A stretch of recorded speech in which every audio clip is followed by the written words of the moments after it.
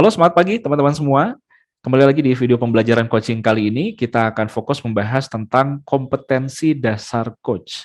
Sebetulnya kompetensi-kompetensi apa sih yang diperlukan bagi seorang coach agar ia bisa melakukan praktik coaching?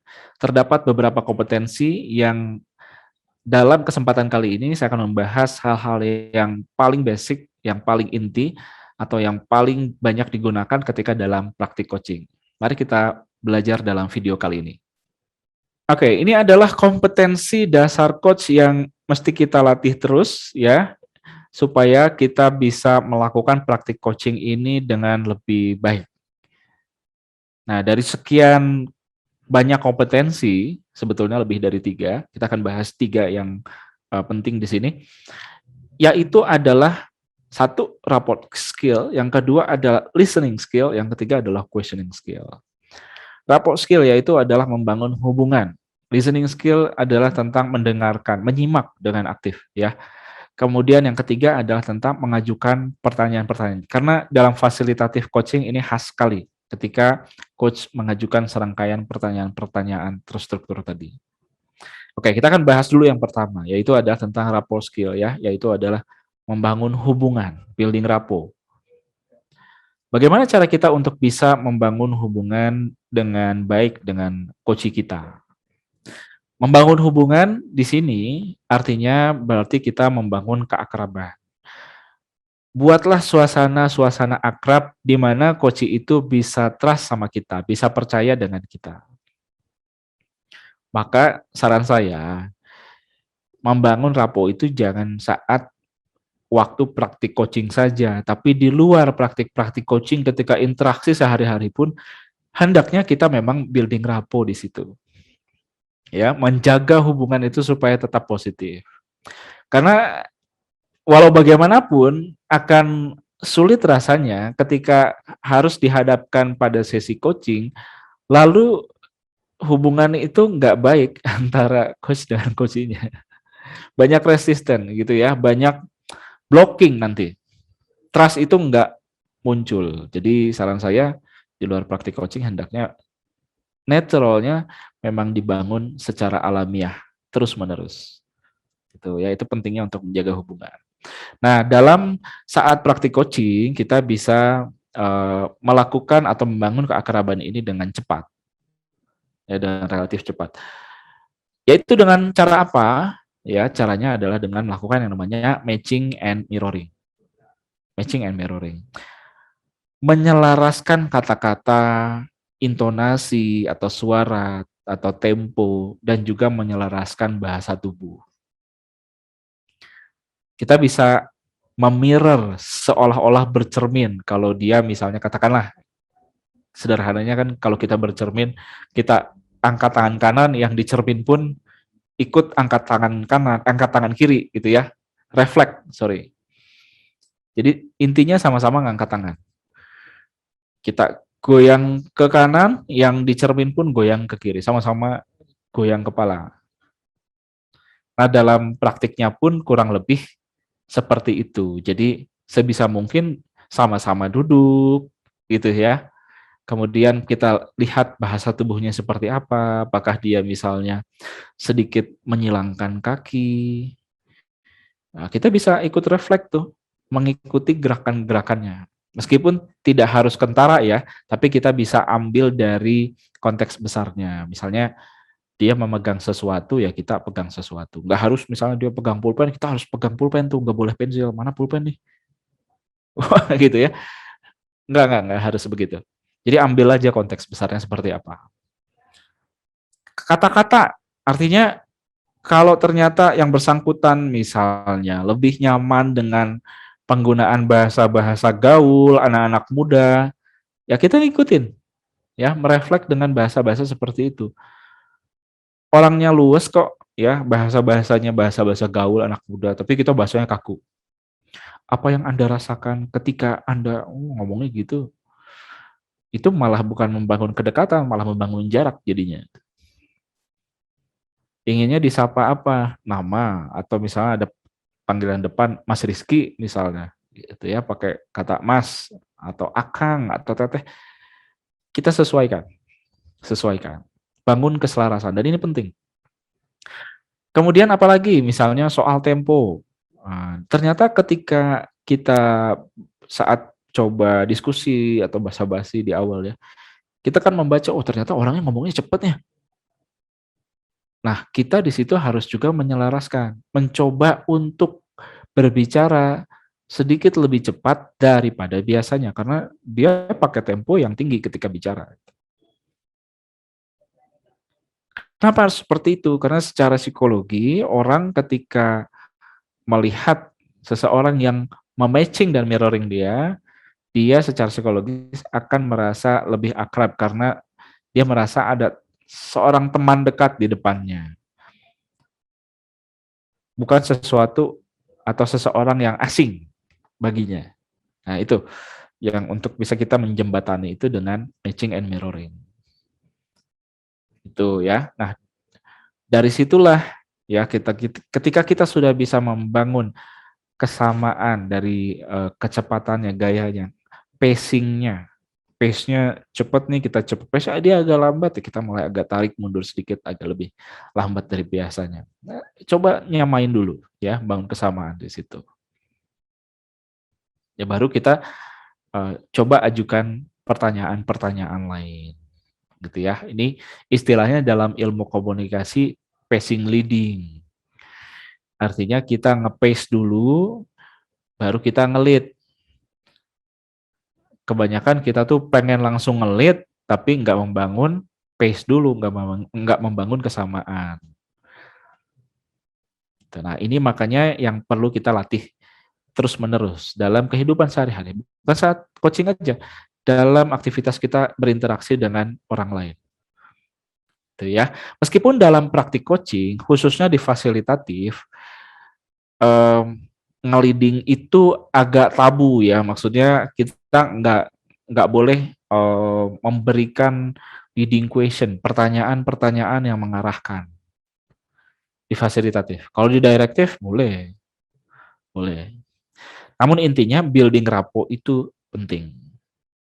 Ya, membangun hubungan itu penting. Kalau sudah kita berhasil membangun building rapport di sini, maka kita bisa masuk ke kompetensi berikutnya, yaitu adalah berlatih untuk bisa menyimak dengan aktif. Istilahnya adalah listening. Listen, menyimak. Not hear, bukan sekadar mendengar. Mendengar hear. Listen, nyimak. Ya, menyimak dengan aktif.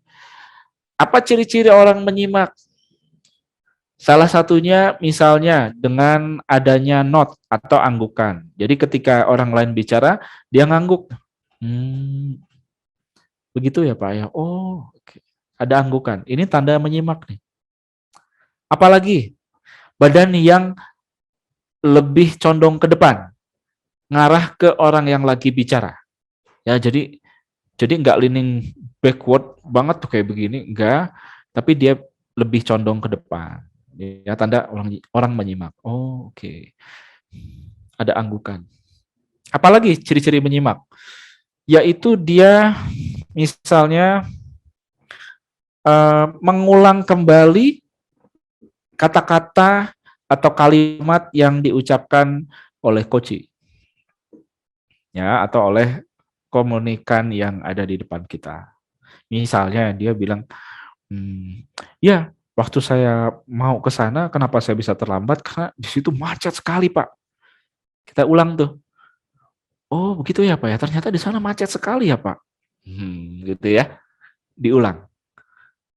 Artinya kita betul-betul nyimak, naruh perhatian. Karena apa yang dikatakannya adalah apa yang kita pahami juga. Jadi mereka pun bisa tahu bahwa oke, kita masih on the track nih. Kita masih saling paham. Karena dia mengucapkan kata-kata yang persis sama maksudnya kemana. Itu contoh. Apalagi contohnya? Contohnya adalah misalnya mencatat. Nah, tanda menyimak itu mencatat. Jadi biasanya coach itu mencatat segala kata-kata kunci yang dilayangkan oleh coach. Ada jenis-jenis menyimak itu ada berapa sih? Ternyata kita bisa bagi ada tipe-tipe mendengarkan dengan aktif. Ya, ada 3 jenis cara mendengarkan dengan aktif. Salah satunya adalah yang dinamakan dengan internal listening. Pada kondisi ini, kesadaran coach masih pada diri kita sendiri. Biasanya awal-awal yang belajar coaching, dia sibuk tuh mendengarkan dirinya sendiri dengan kebingungannya, pikirannya. Dia bilang gini, oh, oke, ini coachingnya lagi ngomong nih. Dia sendiri nggak fokus ke sana, dia sibuk dengan pikirannya sendiri. Habis ini gue nanya apa ya? Pertanyaan yang tepat apa ya habis ini ya? Gitu. Itu wajar, itu normal. Ketika misalnya awal-awal kita eh, belajar coaching ya, karena untuk bisa mengajukan pertanyaan yang tepat itu awal-awal nggak mudah buat semua orang. Itu wajar.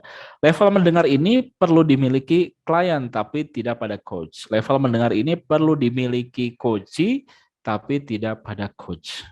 Harusnya coach konsentrasi dengan perkataan yang dilayangkan tadi oleh si coachnya, gitu ya. Mendengarnya ke sono, bukan ke dalam. Betul. Tapi nggak apa-apa. Kalau awal-awal biasanya ini masih suka terjadi. Ya, dengan seiring jam terbang dan berlatih, meningkatkan kepekaan kita, kita nanti bisa beranjak dari internal listening ke focus listening. Kondisi di mana fokus kesadaran coach ada pada klien, ada pada coachnya. Jadi udah beda nih. Yang tadi ke dalam, sekarang udah fokusnya keluar. Ya, menerima dengan maksimal apa yang dikatakan, gerakan apa yang dilihat, dan sebagainya. Coach menjadi seperti cermin bagi coachee. Fokus listening ditandai oleh adanya empati, proses klarifikasi, kolaborasi. Makanya ada kata-kata yang tadi yang saya contohkan mencerminkan bahwa dia itu sedang menyimak dengan aktif. Dengan coba mengklarifikasi, mengulang kembali, bertanya, maksudnya begini bukan. Supaya saya bisa lebih paham apa yang Anda katakan barusan ini begini bukan maksudnya. Jadi udah mulai nih, nggak bingung lagi, tapi mulai sudah aktif, berkolaborasi, membangun kesepahaman, gitu ya, menyetujui apa yang dirasakannya, ya, empati dan lain sebagainya. Itu fokus listening. Minimal kita ada di level ini minimal. Kalau kita sudah membuat jam terbang yang banyak, biasanya kita sudah mulai melatih kepekaan kita terasah ya, hingga kita bisa menyimak hal-hal yang gak kasat mata tuh, yang sepertinya halus gitu. Nah, itu global listening, menggunakan intuisi dengan tepat, tidak sekadar menyimak yang tampak, namun juga sisi emosional yang tidak kasat mata. Contoh misalnya, ada seseorang yang ketika ditanya ya, ini dengan pertanyaan nih, uh, sebetulnya di keluarga Anda siapa sih yang paling memotivasi diri Anda? Dia jawab tuh, ibu saya pasti. Ibu. Dia jawab dengan intonasi yang kuat gitu ya. Siapa lagi? Ya ayah. Pastinya juga adik-adik saya. Begitu dia bilang ayah, matanya agak berpaling, intonasinya menurun, tampak ragu-ragu. Kita yang punya sensitivitas di situ langsung nangkap tuh. Kok jawab ayah tidak setegas ibu ya? Ada apa? Jangan-jangan itu bukan jawaban asli atau jawaban sebenarnya, atau menyimpan maksud lain. Itu sering terjadi ketika misalnya coachnya mengkonfirmasi. Kita nangkap tuh dari gesturnya, ekspresinya, raut wajahnya, atau gerakan matanya. Ya halus sekali. Itu langsung terasa ada sesuatu yang sepertinya ada yang beda. Nah, ini global listening. Ya, minimal sekali rekan-rekan semua tadi ada di focus listening minimal. Jadi kita udah bisa terlatih di situ. Fokusnya yang penting bukan lagi bingung dengan diri sendiri, tapi sudah bisa menyimak dengan aktif kepada coachnya. Gitu ya. Oke, yang ketiga adalah kemampuan bertanya alias questioning skill. Dalam coaching hendaknya bagusnya, ini khususnya di fasilitatif, kita melakukan atau mengajukan pertanyaan itu dengan pertanyaan-pertanyaan terbuka daripada pertanyaan-pertanyaan yang tertutup. Kenapa? Maksudnya gimana? Close question alias pertanyaan tertutup itu hanya akan memunculkan jawaban iya dan tidak. Anda suka lagu ini? Suka. Dari dulu suka ya? Iya. Oh, wah Anda ini penyuka lagu-lagu klasik. Hebat sekali. Kayaknya memang dari dulu sampai sekarang Anda tidak pernah berubah ya tentang hobi Anda itu. Betul kan ya Pak? Iya, udah sampai situ. Nggak berkembang. Jawabannya cuma iya, nggak. Yang banyak omong malah coach-nya daripada coaching-nya. Agak-agak kebalik jadinya. Gitu ya. Nah, maka lebih baik kita menggunakan yang namanya open end question. Ya, pertanyaan-pertanyaan terbuka yang akan lebih membuat coaching ini lebih banyak menjelaskan. Ya, keterangan-keterangan atau informasi bagi kita itu akan lebih banyak didapatkan. Contoh misalnya, ini close end question nih. Apakah Anda tahu kejadian itu? Jawabannya tahu. Udah selesai. Selesai itu. Nggak ada kelanjutannya. Apa yang terjadi? Nah, ini open end question. Oh, dia akan cerita lebih banyak. Apakah perjalanan Anda lancar? Lancar sih, lumayan. Udah selesai. Lalu dengan open end, apa yang Anda siapkan untuk menyelesaikan perjalanan Anda? Apa aja tuh? Oh, saya itu sebelumnya saya harus beli dulu perlengkapannya, Pak. Oh, terus? Iya, karena untuk bisa sampai ke ujung sana, ternyata banyak hal yang harus kita siapkan. Ada ini, ada itu, ada ini. Dia akan menjelaskan lebih banyak. Ya, nah, ini contoh-contohnya banyak nih. Apakah Anda menyukai kandidatnya? Ya, suka.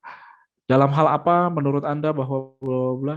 Lebih banyak lagi penjelasan. Kemudian apa lagi tuh? Apakah meeting Anda berjalan dengan baik? Ya, baik, ya, lancar. Udah selesai. Kalau dengan open end bisa ceritakan apa yang terjadi dalam meeting. Nah, dia akan cerita lebih banyak.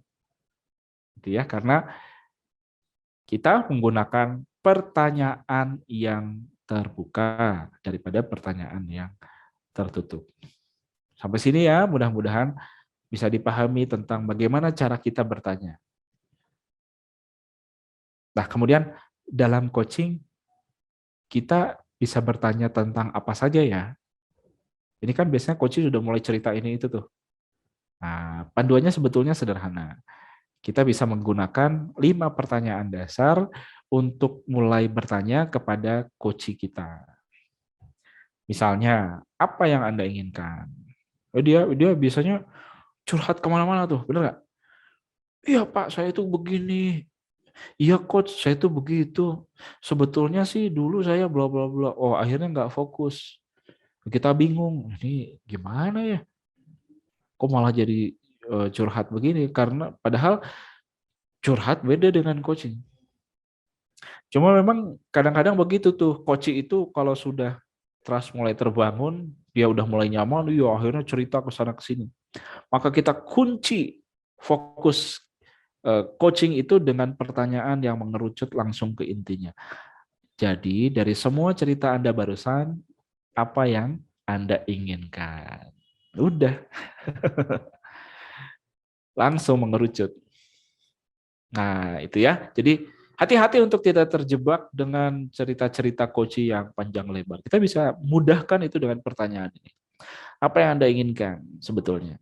Mengapa Anda menginginkannya? Bagaimana Anda akan mendapatkannya? Atau dari mana Anda tahu bahwa Anda sudah mendapatkannya? Seberapa komitmen Anda untuk melakukan semua itu? Jadi mulai dari what, where, how, ya, how many, how much,